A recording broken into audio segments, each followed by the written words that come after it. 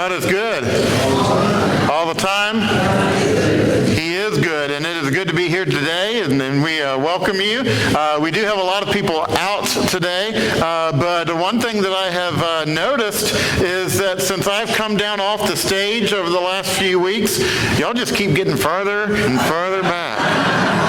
I don't know if what it is. I checked to make sure I did put on deodorant this morning, and so I'm not sure what it is. I don't know if y'all think that's the splash zone or what, but we're glad that y'all are here today. It is good to be together as a Christian family. And before we get into our lesson this morning, we do want to talk just a little bit about let's see who's look who's coming to dinner. That's it. Look who's coming to dinner. I knew it was something like that. That is something new that we're going to be doing. We're excited about it. Joanne is coordinating it. Disney's going to be helping her. They're putting all this together. And so basically on October 1st, that evening, we're going to have host families that will open their homes for dinner. And then the rest of us will go to these different host families. We'll be assigned a family to go to, and we'll have dinner with them. And you'll find out last minute who's coming. So the person who's hosting, they won't know who's coming. They'll just know a number of how many. And you won't know till the last minute. You'll be notified that afternoon about where you're going. And so then you'll just show up. And it's just an opportunity for fellowship. I've heard a couple of people who've been concerned about the food. There will be food, but folks, it's not about the food. It's about getting together. It's about fellowshipping with one another. If you don't like what's there, go to McDonald's afterwards. Well, actually, go somewhere better than that. But go somewhere afterwards. It's not about the food. We're going to eat, and I'm sure it'll all be good because we've got good cooks here, and it'll be great. But it's about just getting together in one another's homes. One of the things that happened after COVID is we stopped going into each other's houses, and we've gotten used to that. But we need to get back into one another's homes and realize that it's about a family. And so this is an opportunity for us to do that. In your bulletins, you had a little form there that you can fill out. If you lose that, there are more in the foyer. And basically, if you're willing to participate, indicate that. If you are willing to be a host family, they'll notify you if we need you because we don't know how many we will need. But if you would be willing to do that, indicate that on there as well. And so we'll know who to turn to help host these gatherings. But it's just a good time of fellowship. And so we're excited about it. If you're interested in participating, we encourage you to fill those out as soon as you can so they can be organizing that. And if you have any questions at all, see Joanne or Desney, not Bill. Because Bill doesn't have the answers. So go to one of them if you have any questions at all, and they'd be more than happy to talk to you about it. Having said all that, let's get into our lesson this morning.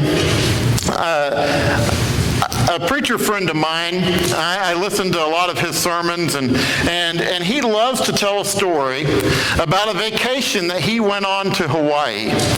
Now, he and his wife. Now, that may not sound that significant, but the key is a preacher went to Hawaii. That doesn't happen often. We typically can't afford trips like that. But what happened is this preacher and his wife, one of their families in their home congregation where he preached, decided to treat them to an all-expense-paid trip to Hawaii. Hint, hint. No. I do have an anniversary coming up, 3-year anniversary coming up October 1st. Just saying. No. Anyway, so they treated them to this all-expense-paid trip to Hawaii. And so he talks about how amazing Hawaii was and how beautiful it was and what all the different aspects of it. But then at the end, when he's talking about this, he says, but you know, the best part of the trip, the very best part of the trip was that they flew us first class.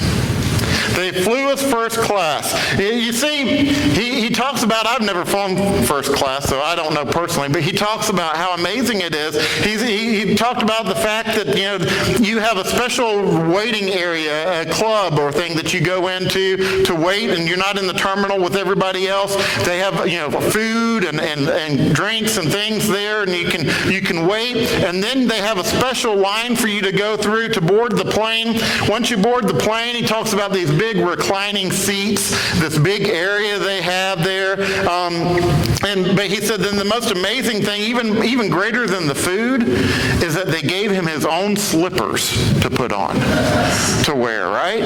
Because he was first class. And so he talks about that. But I bring that up this morning because the reality is, don't we all really want to be first class in this world? Don't we all kind of want to go first class in life? You know, we want to go first class with the stuff that we have. We want to have the nicest house. We want to have the nicest cars. We want to wear the nicest clothes. We want to have nice stuff in life. We want to be first class with our stuff. We also want to be first class with our peer groups that we operate in. We want to be around the best people. And we also want to go first class with our experiences. We want to do amazing things in life, right? We want to live first class. And we do because we all have a tendency to define first class in terms of what I can get in this world. What can I get out of this world? We live in a world that says it is all about you. And so go first class and go for the gusto, right? Get all you can get out of it. Be all that you can be. Live a life of first class. And we define that by what we are able to achieve or get out of this life. But what I want us to see this morning is that is not how Jesus Christ defines first class. He defines it in a very different way. And so this morning we're going to kind of walk through a teaching, a time when Jesus taught what it is to truly go first class in this life. Our text is going to be Mark chapter 10. Mark chapter 10, we're going to begin in verse 35 this morning. Mark chapter 10, beginning in verse 35, Jesus is with his 12 disciples. They are all together at a time when Jesus is kind of starting to prepare them for the fact that he is going to be leaving this world. He is getting them ready for that. And so now, two of those disciples separate themselves and come and speak to Jesus. It says, and James and John, the sons of Zebedee, came up to him and said to him, Teacher, we want you to do for us whatever we ask of you. Now, isn't that always a setup? Isn't that always a setup? You know, have your kids ever come up to you and said, hey, Mom, hey, Dad, I'm going to ask you a question, and just go ahead and say yes. Just say yes now. Well, what are they saying? They're saying, I want you to do whatever I ask of you, right? And that's what these disciples do, James and John. They come up to Jesus and they say, we're going to ask you something, and we want you to already write out the answer, Y-E-S. We want you to do what we ask of you. Well, what do they ask? Let's pick up in verse 36.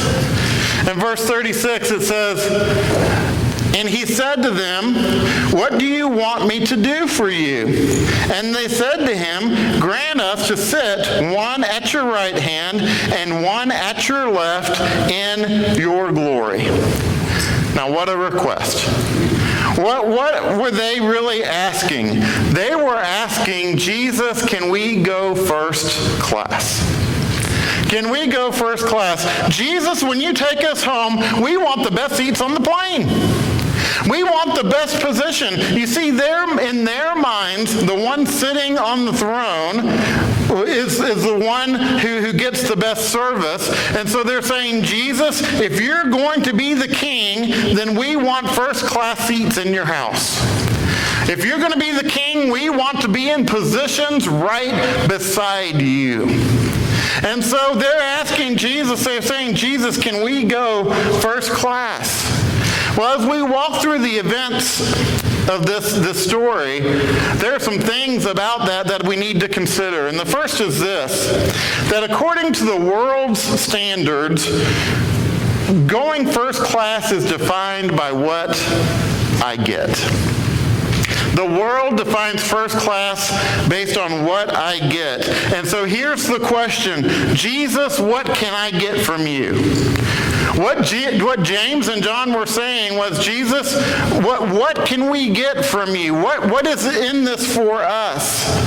You see, people who define first class in terms of what I can get are always looking for God and looking for others to provide something for them.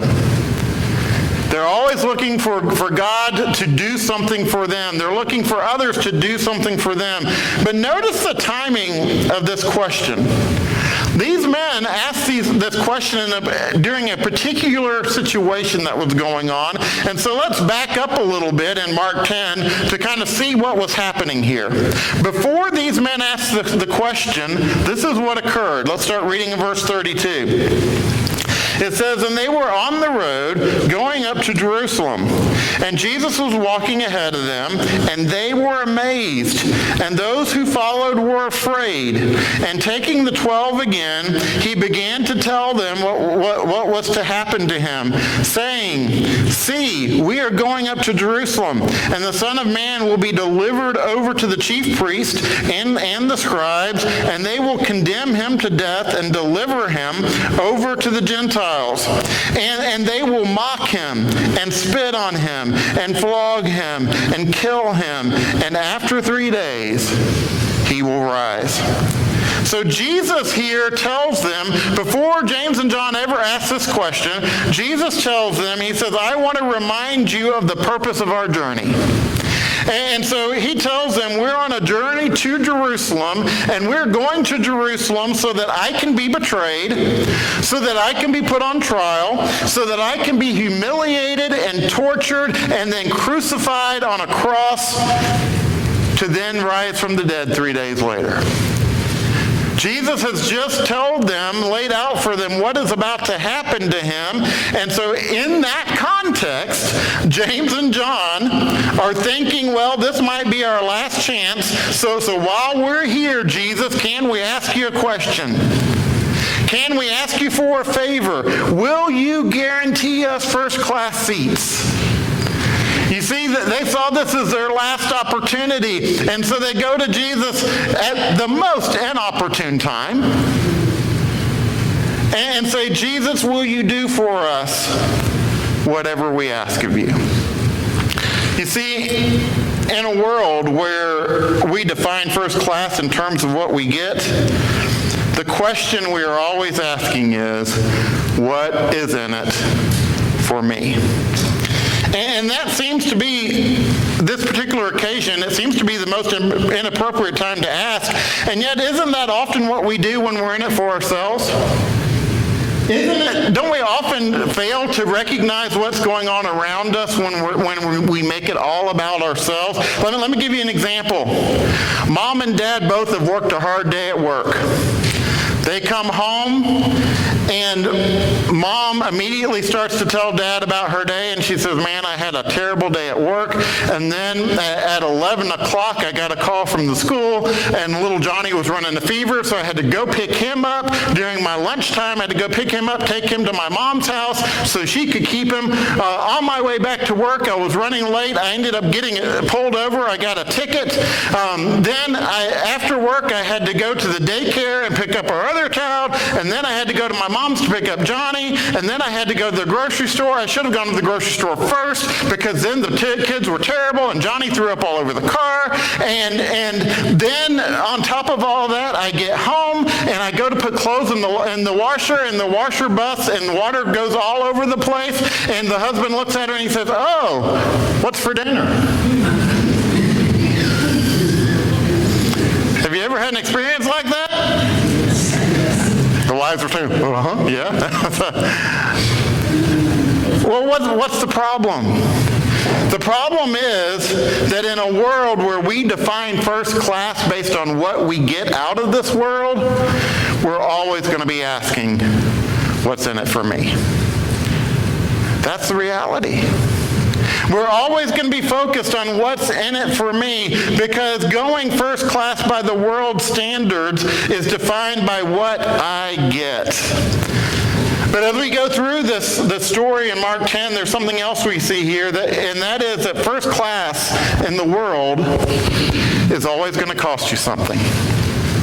Going first class is always going to cost you something. And we see that laid out here in Mark 10. Let's pick up in verse 38. In verse 38, it says, Jesus said to them, "You do not know what you are asking. Are you able to drink the cup that I drink, or to be baptized with the baptism with which I am baptized?"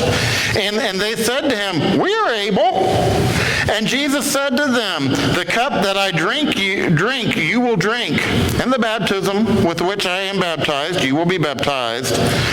But to sit at my right hand or at my left is not mine to grant, but it is for those for whom it has been prepared." Jesus asks them this question. He says, "Are you willing to suffer the things that I am going to suffer?" We find out that James and John both did. James was the first in Acts chapter 2. He was the first to go. Herod cut off his head for the gospel of Jesus Christ. And so they did suffer. They did pay a price. But you see, when you seek to be first class, there's always a price to pay. And so let's see what the price is when we're seeking to go first class by the world standards. Let's pick up in verse 41. It says, "And when they heard it, they began to be indignant at James and John." Now I want you to look at this verse and picture what's happening here. They're walking on the road, the 12 disciples and Jesus, walking on the road up to Jerusalem. James and John run up to Jesus and they say, "Hey, Jesus, we're going to ask you a question. Go ahead and say yes. Give us what we're asking for. When you go home to glory, we want to sit on your right hand and on your left." Now, there are only two seats, right? One on the left, one on the right. One for James, one for John. Who's behind them hearing this conversation? The other 10 disciples who hear James and John asking Jesus, "Hey, Jesus, the two of us, we want first class seats. Forget the others. Don't worry about them. They're not here. Give us first class seats." Now, how did the other 10 feel when they heard that? They were angry. They were upset. Do you think that it's possible that their relationship with James and John was affected just a little bit by acknowledging or seeing James and John's desire to rise above everybody else? You see, here's the point. First class seats by the world's standard will cost you relational distance. Relational distance. In other words, it's going to affect your relationships. You see, if I desire to make life about me, then I'm not concerned about those who I'm in a relationship with. And so it's going to affect relationships with others, and it's going to affect my relationship with God. If you want to go first class in this world, you can, but there's a price to pay. It will affect your relationship with those around you, and it's also going to affect your relationship with God. You see, when it's all about me, relational distance is the price that I'm going to pay. Let's look at verse 42. "And Jesus called them to him and said to them, 'You know that those who are considered rulers of the Gentiles lord it over them, and their great ones exercise authority over them.'" So Jesus here is referring to the world, and Jesus gives a general model for what leadership in the world looks like. He tells them that the one that has power uses that power to control other people, to push them down so that they can rise higher. That is the world's view. And the reality is we see that all the time. We see it in the workplace. We see it in our community. We see it in politics. We see it in our families. This idea that I'm in charge, and so I'm going to push you down so I can elevate myself. You see, the world uses the authority it has in order to get benefits for itself, and that's always going to cost us. There's always going to be a price to pay. But this morning there is good news. You see, Jesus paints a completely different picture of what first class looks like. Jesus tells us that first class is not based on what I get, but instead on what I give. It is a completely different model. It's a completely different way of thinking. And so look at what he says. We're going to read verse 42 again, and then we're going to read on here. Beginning in verse 42. It says, "And Jesus called them to him and said to them, you know that those who are considered rulers of the Gentiles lord it over them, and their great ones exercise authority over them." Verse 43, "But it shall not be so among you. But whoever would be great among you must be your servant, and whoever would be first among you must be slave of all." You see, the question is not what can you do for me, but what can I do for you? And Jesus gives himself as an example because Jesus gave himself for them. He gave up himself for their sake. And so it's not what can I get, but what can I give? And yet it's important to recognize that there is a price to be paid for this type of first class as well. He tells us what it is in verse 45.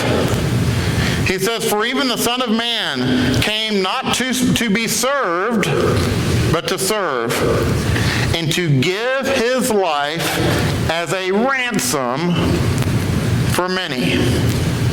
Jesus says, do you want to be great? Then you have to be a servant. If you're a servant, you follow my example and you give all of yourself. Now, this word ransom literally means payment price. And so for Jesus to be great in the kingdom way is actually to give his life on our behalf. Jesus is great because of what he has done for us. And so we're called to do likewise. And the price you will pay for this kind of greatness is relational investment. Go back to that word. It says that Jesus gave himself as a ransom, a payment price. When Jesus gave his life on the cross, he invested in you. He invested in you. We are in a relationship with Jesus Christ today because he invested in us. If he had not invested in us today, there would be no relationship regardless of our choice. That relationship is only possible because he invested in us. The reality is that you will have to give yourself for the benefit of other people. It is about investing in others so that they can know Jesus the way you do. You see, you will have to invest your time, your resources, your efforts, your giving.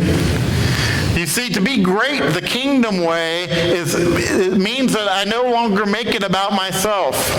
I no longer make it about me being the greatest or achieving great things. It's about being a servant. You know, I'm hobbling around on one leg because I decided to open the door for someone. And I fell and hurt myself because I was turning to try to open the door for someone else. I'll still turn and open the door for people. That's not going to change. But the reality is that sometimes making it about other people causes us some discomfort. Sometimes making it about other people causes us some pain. But you see, that's okay. Because the kingdom way of going first class means it's not about me. It's not about you. It's not about our individual suffering, but instead it's about putting the needs of others before ourselves. Just ask any mother what that looks like and they can tell you. All right? It's about making the needs of those around me matter more than my own. You see, Jesus tells them, he says, you have the wrong model for the kingdom in your mind. You have the wrong picture. The kingdom is not about what I get, but what do I give. It's not about who is going to take care of me, but it is about who I am going to take care of. The kingdom way means that I'm not looking out for number one, but it's about fostering relationships by meeting the needs of others.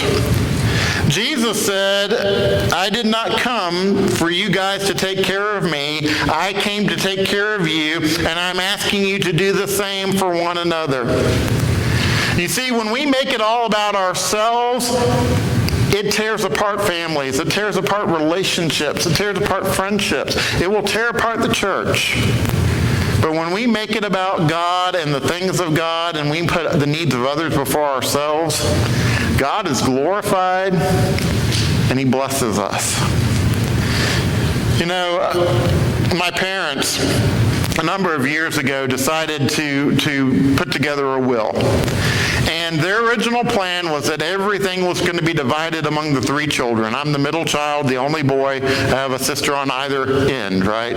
And so the plan was the money, everything would be divided. All the possessions, everything would be divided equally among the three children. And I very quickly said, take me out of that. Just remove me. Don't put me in there. And the reason I did that was because as a preacher over the last 35 years, I have seen so many families torn to pieces over the desire for stuff. Someone in the family passes away, and before they pass away, man, we're all best friends. We're family. And then the person passes away, and this is mine. Right? I want my fair share. Give me what I deserve. Right? And I have seen so many families torn apart. I love my sisters too much to let stuff get in the way of that. It's not worth it. There is no stuff in the world that is worth that. And so I made that decision years ago. And that principle applies in every aspect of our life. There is nothing in this world that is worth the division that comes when we put ourselves before other people. There's nothing that's worth that. And so we need to recognize that true greatness comes when we put God and God's people before all else in this life. Now this morning as you leave, you're going to receive the last of the assessment sheets. There we go. You're going to receive the last of the assessment sheets this morning before you go. There will be I'll be handing them out in the foyer. There will also be some on the table. And I encourage you to take this last one and walk through it, because it's going to walk through a lot of the things that we've talked about today. It's the opportunity for you just to take some time to honestly reflect over where you are in your life regarding these topics. The ones from the previous weeks are also out there, and you can grab one of those if you weren't able to. I've had several of you who've contacted me through the week and have said that you've done these assessment sheets and it has just changed your perspective and the way you look at things and has given you direction. And so that's awesome, because that's what the purpose is. So I encourage you to take that today, because as we close this morning, the reality is that oftentimes we find ourselves living life in terms of what I can get, even when we don't recognize it. We often don't see that. I would ask most of you, if I were to ask most of you today, am I selfish? Most of us would say no, I am not. But how many of us will go to the Publix parking lot and back up traffic for, all the way out the Publix parking lot because you want to wait till that person backs out so you can get that spot right by the door, right? Why? Because you deserve that spot. That's your spot, right? And yet if I were to say, are you selfish? You would say, no, I'm not selfish. Sometimes we need to be honest with ourselves, and we need to look at our lives and evaluate where we really are, because if we're not careful, we will find ourselves considering life based on what I can get. We do that in our day-to-day lives. Sometimes we even do that in the church. We come, we worship, but we choose where we're going to worship based on what I get out of it, right? How it benefits me. You know, we church hop, trying to find that church that's just the right fit to meet my needs and to give me what I'm looking for. We also do that in our marriages. We do that in our family relationships. We sometimes do it in the workplace. You know, over the last 4 weeks, we have really been focusing on becoming the people that God wants us to be. And that's going to require us to honestly reflect.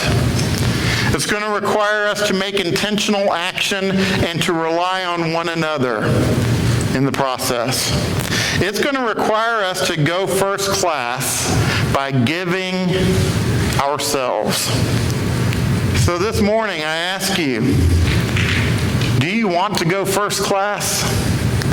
If so, put Christ and others before yourself. If you're subject to the invitation, we invite you to come as we stand together and as we sing. I have decided